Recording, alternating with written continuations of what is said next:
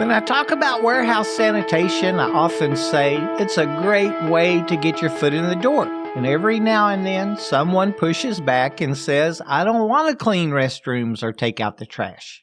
And I understand that reaction. On the surface, sanitation doesn't sound all that exciting. It doesn't come with a forklift, a title, or a clipboard. Well, it came up again this week, so I wanted to explain a little better what the warehouse sanitation role really is, what it teaches you, and why it has launched more warehouse careers than people realize. Because warehouse sanitation is not just cleaning, it's operation support, it's safety, it's compliance, and for the right person, it's a proving ground. Think of it like this. At its core, warehouse sanitation exists to protect people, product, and the process. A clean warehouse is a safer warehouse, a compliant warehouse, and ultimately a more productive warehouse. Yes, sanitation associates may clean restrooms and remove trash occasionally, although a lot of times that's more of a role for the janitorial folks in their departments. Anyway, that work matters more than people realize. But in a warehouse or production environment, sanitation includes maintaining dock areas, storage aisles, production zones, and shared spaces so that operations can run without interruption in those bottlenecks. Sanitation associates are often the first ones to notice leaks, spills, or damaged flooring, broken pallets, and that debris building up. Blocked exits or fire equipment, and unsafe conditions developing in the aisles, cross aisles, and dock areas over time. In many operations, especially your larger distribution operations, sanitation is not a background function. It is a frontline safety and compliance role. Auditors, inspectors, and customers notice cleanliness immediately. And sanitation teams are often the unsung reason a facility passes inspection.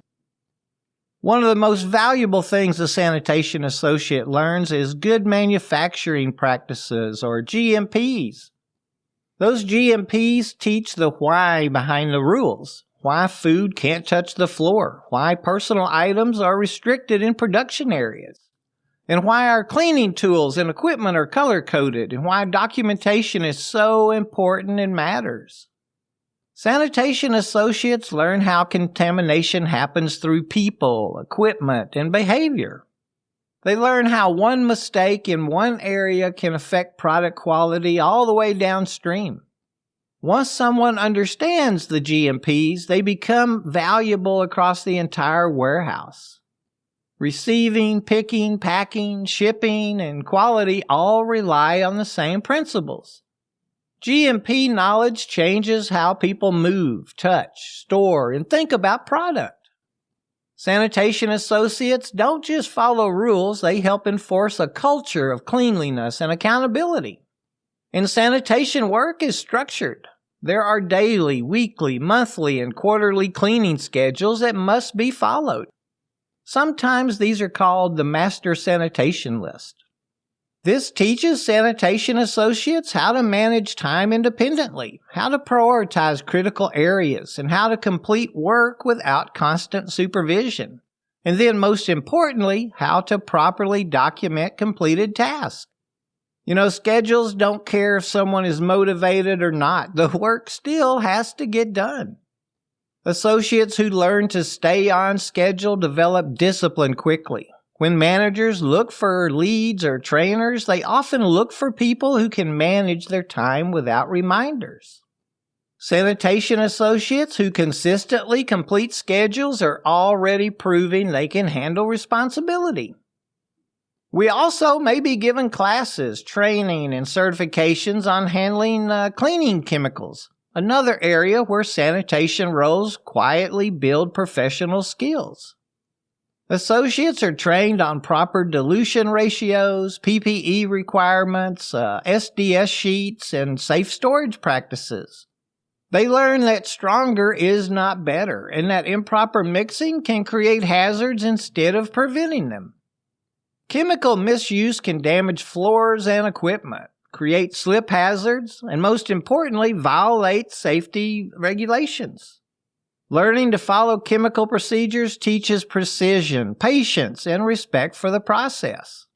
Again, traits that are essential in equipment operation, quality roles, and leadership. Those next steps are what we're all after. Okay, what else did I make notes on here? All right, this is where the sanitation role starts to surprise people. Warehouse sanitation often involves powered equipment and machines, and that equipment brings even more responsibility into play. Think of industrial floor sweepers, walk behind or the ride-on type, remove debris that creates safety hazards. Sanitation associates trained on sweepers learn to perform pre-use inspections, monitor battery levels, and operate safely around pedestrians and forklifts. They learn right-of-way rules, speed control, and awareness of blind spots. Now we need to remember that sweepers operate in active aisles. That means sanitation associates must anticipate traffic patterns, understand dock activity, and adjust their cleaning routes based on production flow. This isn't just a lot of random driving, it's operational awareness and has to be treated as such. Then you have the floor scrubbers. Floor scrubbers require even more thought. These machines deep clean concrete floors and are essential in GMP environments. Associates learn how water flow, detergent concentration, and recovery systems work together, and quickly learn that too much water or chemical creates slip hazards and can damage floors. Scrubbers require planning. Which areas are active? Which areas can be blocked for a while? How to communicate wet floors? That kind of forward thinking kind of mirrors the decision making required of supervisors and leads. Oh, and we have trash compactors. Trash compactors are powerful machines with strict safety rules. Sanitation associates learned load limits, prohibited materials, cycling time, and lockout awareness.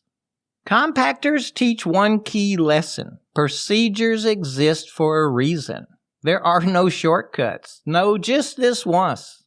They can be dangerous.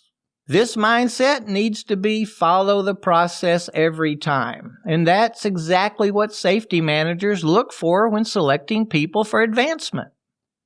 And balers. Many facilities recycle their cardboard, shrink wrap, and slip sheets. We'll learn how to sort materials properly, safely load the baler, tie off the bales, and document counts and weights. Many facilities track recycling metrics, which introduces sanitation associates to cost control and sustainability efforts. Balers build organizational skills and attention to detail, two traits essential in inventory control and leadership roles. What else did I jot down here? Sanitation associates work everywhere too. They see inbound, outbound, production areas, and all of the common areas. They notice how the different shifts hand off work, where bottlenecks form, and where safety issues seem to repeat themselves. That exposure creates what I like to call the big picture thinkers. People who understand how departments interact often become strong supervisors because they already understand the operation as a whole. Remember how I'm always mentioning to understand the task before and after hours? So where can all this take us? Sanitation experience often leads to general warehouse associates roles, forklift and equipment operator positions, quality control or safety support roles, maybe inventory control or clerical positions, facilities or building maintenance support, and yes, frontline management. Some of the most effective leaders I deal with started in sanitation, and they respect every role and understand compliance better than most. So about that I don't want to clean mindset. Here's the truth I share often. Careers aren't built by avoiding necessary work. Sanitation teaches discipline, humility, consistency, and accountability. It's important to remember, managers notice who shows up with a positive attitude, follows procedures, and does the work, even work that others avoid. Sanitation isn't about trash. It's about trust. Warehouse sanitation doesn't have to be a forever job, but it can be a powerful starting point, and it can be a great career all on its own. It builds safety awareness, equipment experience, operational understanding, and work ethic. Sanitation isn't a dead end, it's a foundation. And as we've learned, strong foundations support long careers. Well, I have to get back to work now myself. I hope I shed some light on why I feel sanitation is one of the strong starting points in our industry. And I'd appreciate if you'd pass the episode along to a friend. Ask them to subscribe on Apple Podcasts, Spotify, or any other favorite podcatchers. We're even on YouTube. Let's all do our part to bring more of those entering the workforce into our industry.